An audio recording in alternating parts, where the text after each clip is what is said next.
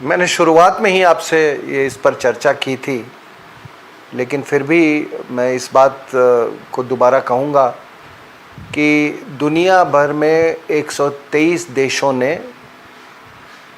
ये डिमांड किया है कि चाइना के खिलाफ इस पर इन्वेस्टिगेशन होना चाहिए। वो इस बात को समझते हैं कि मामला कहीं गड़बड़ है। शक के कई पहलू ऐसे आए हैं और हर दिन वो और पहलू जुड़ते जा रहे हैं।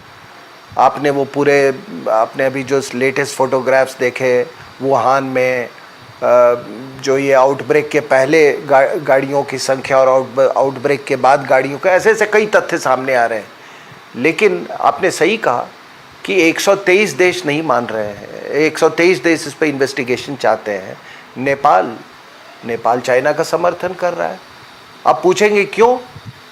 तो हो सकता है कि साइंटिफिकली और टेक्नोलॉजी नेपाल अपने आप को बहुत ज़्यादा विकसित मानता हो। तो अगर इतना विकसित है तो फिर हमारी भी मदद कर दे, और वरना आप इसको क्या कहेंगे? ये शी जिनपिंग और दामादों के बीच में बात है। दामाद साहब कुछ भी कर लेंगे, उनको छोटे छोटे डाउरी पकड़ाता रहेगा उनका ससुर, ये इनका काम चलता रहेगा। और साहब अगर इस तरह का अगर इनका रवैया है तो मुझे तो लगता है कि ये सार्क में ये हमारे किस काम के हैं? ये सार्क के किस काम के हैं ये लोग? आप नीतियों की बात करते हैं तो हमको सार्क पे पुनः विचार करना पड़ेगा इस कोरोना के बाद से, हर चीज में। कई हमारे वो बे ऑफ बंगाल को लेके कई हमारे वो ऑर्गेनाइजेशंस हैं, बिम्स्टेक है और कई ऑर्गेनाइजेशंस हैं, उसमें हमको इस पर दोबारा विचार करना पड़ेगा अगर ये रवैया है तो। और यही नेपाल अभी इसी सरकार ने, ये कम्युनिस्ट सरकार ने अभी कि सार्क में चाइना को मेंबर दे दो। ससुर साहब आना चाहते हैं सार्क के मीट में। तो ये इनके दामाद और वो पाकिस्तान इनका नौकर, वो शी जिनपिंग का नौकर और ये दामाद, ये दोनों मिलके ये तो हवा उठा ही रहे हैं कि सार्क में मेंबर उठा, इसको बना लो चाइना को। तो ये मनसा समझिए इस बात का।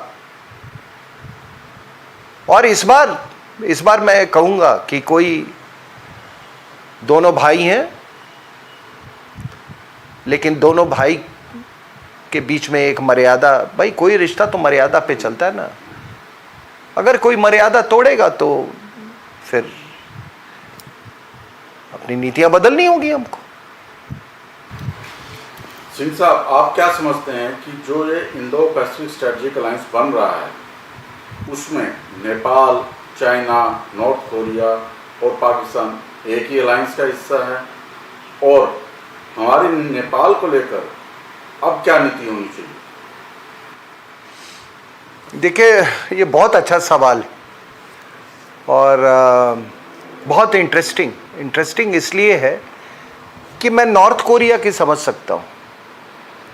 नॉर्थ कोरिया ईस्ट चाइना सी के ऊपर में है, तो उसका एक रोग स्टेट, चाइना का एक रोग स्टेट होने वाली बात समझ में आती है।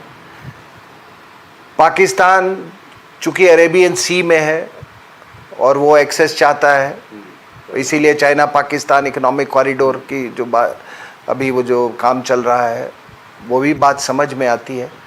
लेकिन मुझे नेपाल की बात नहीं समझ में आती है। और इस पूरे दौरान इसके जो ये स्टैंड ऑफ अभी हुआ है इंडिया और उसमें चाइना में, तो नेपाल का ये रवैया तो ये तो बिल्कुल सैटेलाइट की तरह ये कर रहा है। लेकिन इसका पता नहीं या ओली को दिमाग नहीं है या उसके जो सलाहकार दिमाग नहीं है। नक्शा अपने आप में बहुत कुछ बोल देता है।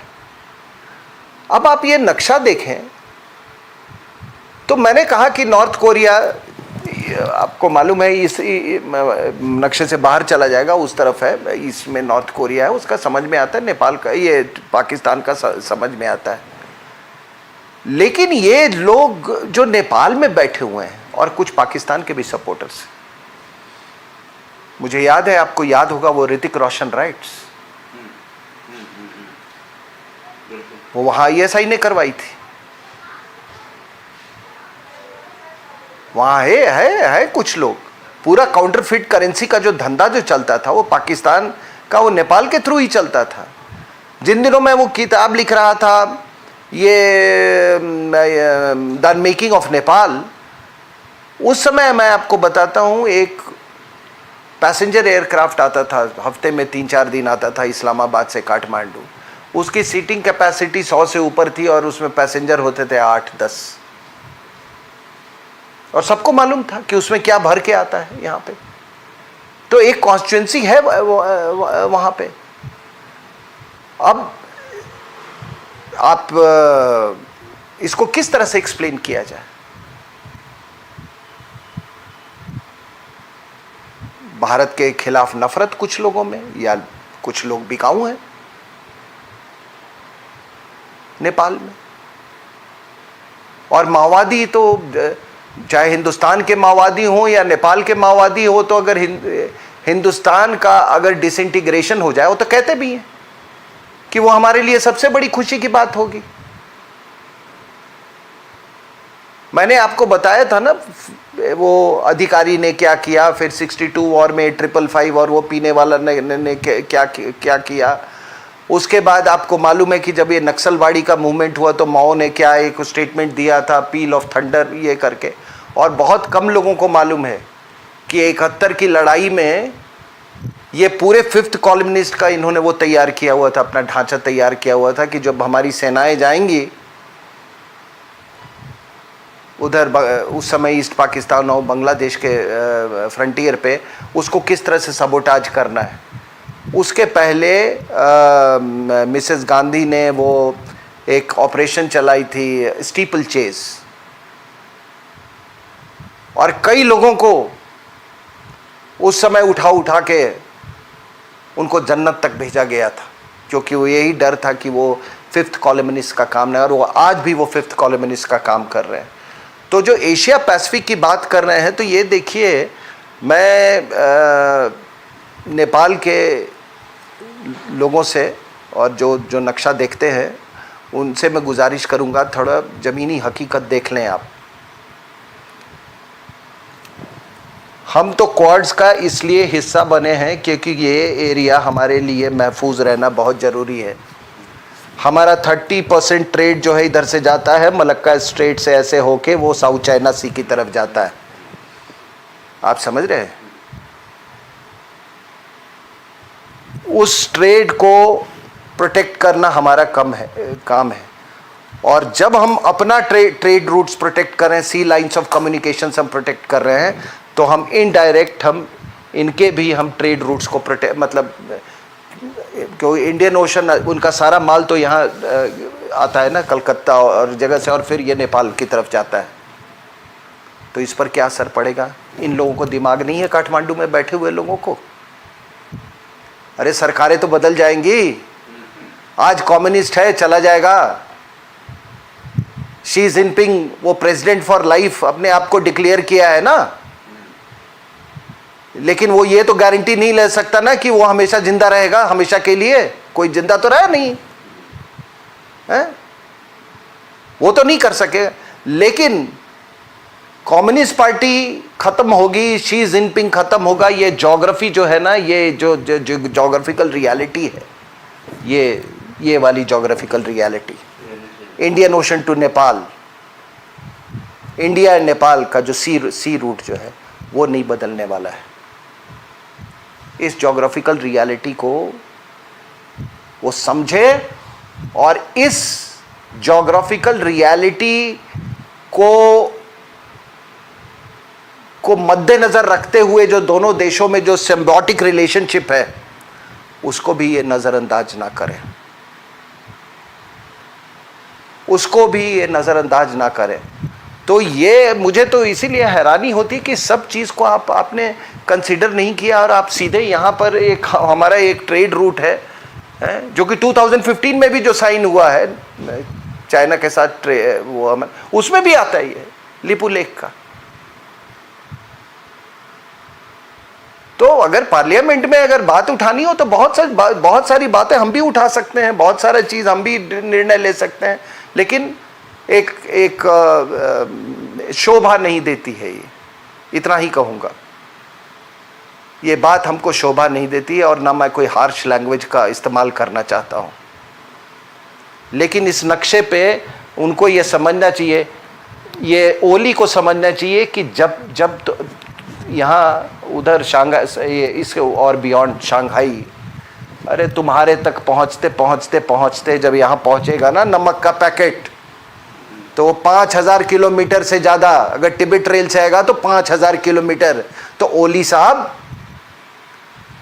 एक पैकेट अगर 10 रुपए का होगा ना तो आपके आवाम को वो पैकेट 100 रुपए में मिलेगा। चाइनीज मुफ्त में कुछ नहीं देते, वो आपको मुफ्त में आपको प्रधानमंत्री भी नहीं बनाए हुए हैं, उन्होंने अपना दाम ले लिया। तो ये बात ओली साहब को समझ में आ जानी चाहिए ये बात। दूसरी बात कि आप देखिए कि बात हो रही है ये आपका China Pakistan economic corridor, correct sir? सही, ठीक है। यहाँ पे करीब यहाँ पे ग्वादर पोर्ट है, ठीक है सर। ये रही चाइना पाकिस्तान इकोनॉमिक कॉरिडोर। अभी बात हो रही है Nepal China Nepal economic corridor. अब ये चाइना नेपाल इकोनॉमिक कॉरिडोर ये कहां से गुजरेगा? ओली साहब से लोग पूछें कि ये चाइना पाकिस्तान नेपाल जो इकोनॉमिक कॉरिडोर है आप यहां से ले आए, फिर वो कौन से समुद्र के समुद्री उसका पड़ाव होगा और वो आगे कैसे जाएगा? भारत से तो जाने पड़ेगा। वो भारत से जाना होगा। और देखिए दूसरी बात, पूरी नेपाल का इतिहास ले लें।